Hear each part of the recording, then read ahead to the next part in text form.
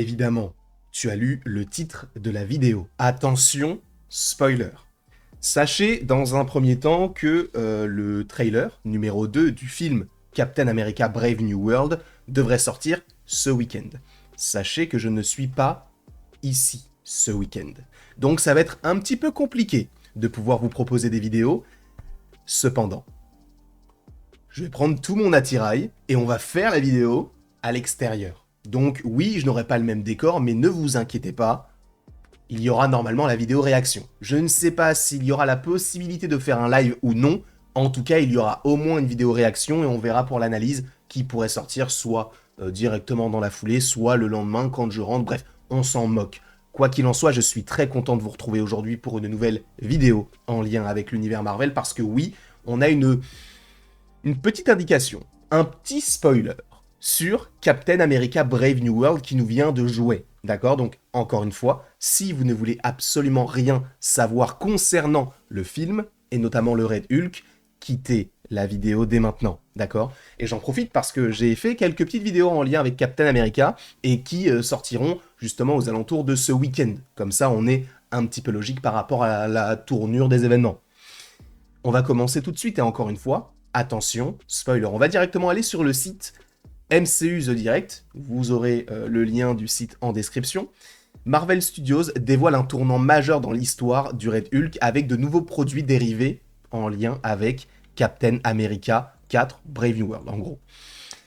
Le rôle du Red Hulk dans Captain America Brave New World est un spoiler que Marvel n'a pas l'intention de garder, dans le sens où on est obligé d'une certaine manière de te dire oui, il y a le Red Hulk qui va être présent dans le film, parce que sinon, c'est vrai que, bon, Sam Wilson, je l'aime bien, hein, mais peut-être qu'il n'est pas forcément assez puissant en termes de popularité pour te dire le film va marcher. Alors que si tu as le nouveau Captain America contre un Red Hulk, ça peut donner envie. Donc évidemment qu'il devait logiquement aller dans ce sens-là. Reprenant le rôle du Général Ross, incarné par le regretté acteur William Hurt, on retrouve l'icône de Star Wars Harrison Ford, dont le personnage n'est pas seulement le président des États-Unis dans Captain America 4, mais aussi le Red Hulk spécialement conçu à cet effet. D'ailleurs, vous remarquez la petite touche cocasse, c'est qu'on a eu les élections aux États-Unis, et ce film-là est le premier film Marvel qui arrive depuis les élections, et qui parle justement des élections américaines, avec un bouffon à la tête, quoi, tout simplement. Oh, une corrélation, c'est fou. Les origines de Red Hulk révélées, parce que oui, on a des petits jouets, notamment par les Marvel Legends, donc vous savez, ce sont des petites figurines. Alors je crois que Marvel Legends, ils font à la fois des figurines, mais aussi, je sais pas du tout, je suis pas du tout en partenariat avec qui que ce soit, hein, mais aussi, pour ceux qui se posent la question, je crois que Marvel Legends, c'est ça aussi, ce sont les gros, les gros artefacts. On a le casque d'Iron Man, on a le casque de Black Panther, le casque d'Ant-Man, bref, on a plusieurs casques, et donc Marvel Legends, c'est une franchise de jouets qui est très populaire. La boîte, donc, d'une prochaine figurine Marvel Legends Red Hulk a révélé pourquoi le Général Ross voit rouge dans Captain America Brave New World, et ça va nous donner un indice sur qui est réellement le méchant du film, qui n'a toujours pas été vu, entre gros guillemets, on y reviendra. La description de la boîte partagée via Instagram a révélé que Red Hulk est un monstre créé par Samuel Sterns. Et ça va m'intéresser, on va y venir un petit peu plus tard, avec une peau qui rayonne de chaleur intense et brûle tout ce qu'elle touche. Alors, sachez que ça, c'est extrêmement intéressant, parce que la description, donc un monstre créé par Samuel Sterns. Samuel Sterns, sachez que c'est le leader, sachez que c'est Tim Blake Nelson qui jouait déjà le rôle du personnage dans le film L'Incroyable Hulk en 2008, donc on est dans la continuité. Alors, vous allez me dire, mais on ne l'a pas encore vu. On sait qu'il est dans le film, mais on ne l'a pas encore vu. Sachez que dans le trailer, c'est le personnage qui est de dos avec un chapeau. On ne le voit que de dos avec le chapeau, on ne sait pas vraiment ce qu'il veut faire. On sait qu'il est tout simplement fan des rayons gamma, des Hulk, parce qu'on le voyait, hein, c'était lui le Mr. Blue ou Mr. Green, je ne sais plus exactement, lorsqu'il conversait avec Hulk dans l'Incroyable Hulk. Et justement, on a eu un petit dialogue, etc. Et à la fin, on voit que sa tête grossit, on sait qu'il va devenir le leader. Alors, est-ce que ça va être aussi visuel que dans les comics? Puisque je vous rappelle que le leader, il a une grande tête verte, un peu comme comme le méchant, là, dans... Comment ça s'appelle? Crash Bandicoot. Il a une tête un peu comme ça, mais lui, il a la tête verte. En tout cas, on comprend que c'est lui qui va créer le Red Hulk. Alors moi, j'avais déjà proposé une théorie, et je pense que ça peut aller dans ce sens-là. Et après, on lira la suite, et justement, vous allez voir que ça a un lien avec les différentes rumeurs qui existaient autour du Red Hulk. Mais on voit que... Enfin, en tout cas, ma théorie, c'était que le Red Hulk n'existe pas vraiment, enfin en tout cas, le président des États-Unis, donc le président Ross aujourd'hui, veut démontrer que les États-Unis est le pays le plus puissant en termes de... Enfin, sont le pays, parce que ce sont les États-Unis, mais du coup, c'est un pays, enfin, c'est particulier, bref.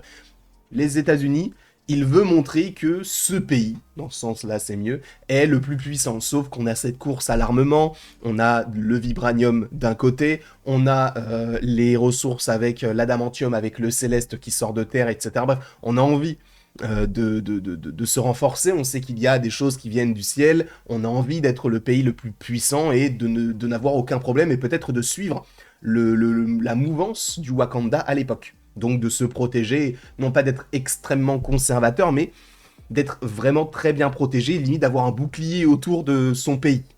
C'est un petit peu l'idée, un petit peu l'envie derrière tout ça.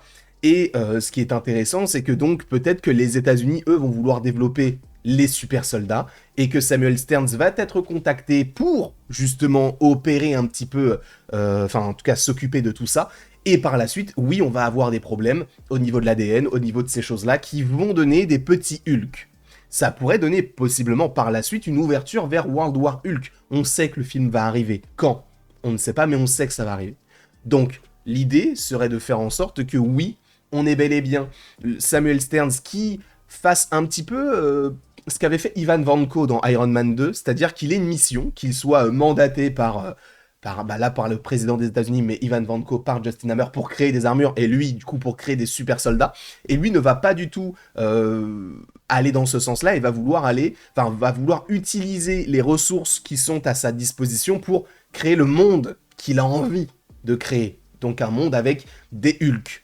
Je pense qu'ils vont supposément partir là-dessus, et que l'un des premiers cobayes pourrait être le général Ross qui dirait, ben voilà, moi, je vais vous montrer que je suis vraiment dedans, je suis président, oui, mais j'ai été général, j'ai participé à des guerres, je vais vous montrer que moi, je suis toujours en course, sachant, je vous le rappelle, que depuis Avengers Endgame, on avait revu le personnage du général Ross dans le film Black Widow, qui se déroulait juste après Civil War, et donc on pouvait supposer que oui, il était mal en point, et que justement il se servirait supposément de ce sérum-là pour se dire, ok, là je vais très mal, 2 ponctions lombaires, c'est chaud, je prends du sérum de super soldat, donc déjà, premièrement, je vais mieux au niveau de ma santé, mais Samuel Stearns a trafiqué un petit peu le truc qui fait que je suis devenu le Red Hulk, un petit peu comme Ivan Vanko a trafiqué les armures de Justin Hammer pour justement faire toute cette petite, non pas une guerre d'armure, c'est pas une Armor Wars, mais ces soldats robotiques.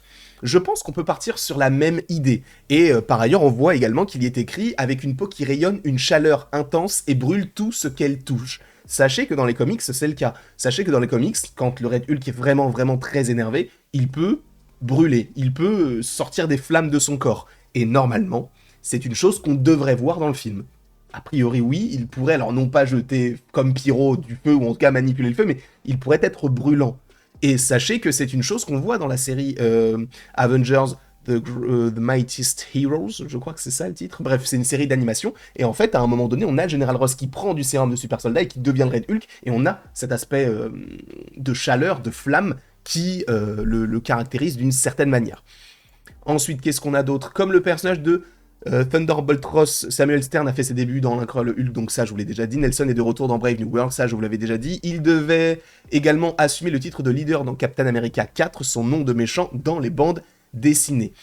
L'histoire mystérieuse de Red Hulk et du leader, Captain America est joué par Anthony Mackie, bref, ça on s'en moque. Non seulement il est de nouveau le nouveau président des États-Unis à la suite des événements dramatiques du MCU, mais il est secrètement un Red Hulk conçu et le père de Betty Ross, qui d'ailleurs devrait être de retour dans ce projet-là. La question est maintenant de savoir quelle sera l'étendue du rôle de Samuel Stern et son plan pour cette histoire de phase 5, ainsi que la manière dont lui et Ross se connectent à d'autres antagonistes de Captain America 4, tels que Sidewinder, Diamondback, bref. Ce qui est intéressant, c'est que je pense que ça peut être un film qui va nous mener vers la mutante saga, parce que je ne vois pas un nouveau film sur Hulk ou sur les Hulk sortir maintenant. Il n'y a pas de place. La seule place qui nous reste, enfin les seules places qui nous restent seraient en février 2026 et je crois que c'est en novembre 2026. Parce qu'on ne sait pas encore les films qui devraient sortir. Je pense qu'en février 2026, cela pourrait être Blade, et je pense qu'en novembre 2026, j'ai changé un peu mes plans, je pense que cela pourrait être les Young Avengers. On verra, mais je pense qu'ils peuvent partir sur cette idée-là. On verra, de toute manière, on va faire une vidéo sur l'avenir de Wanda, et je pense que ça peut être lié à tout cela. En tout cas, je vous remercie beaucoup d'avoir été présent devant cette vidéo. N'hésitez pas à l'aimer, à la partager, à la commenter, à vous abonner. Vous faites ce que vous voulez. Et après tout ceci, il ne me reste plus qu'à vous dire à la prochaine, pour la prochaine. Et encore une fois, merci beaucoup à vous d'avoir été présent. On se retrouve d'ici quelques temps pour de nouvelles rumeurs, de nouvelles théories, de nouvelles informations, bref, la bise.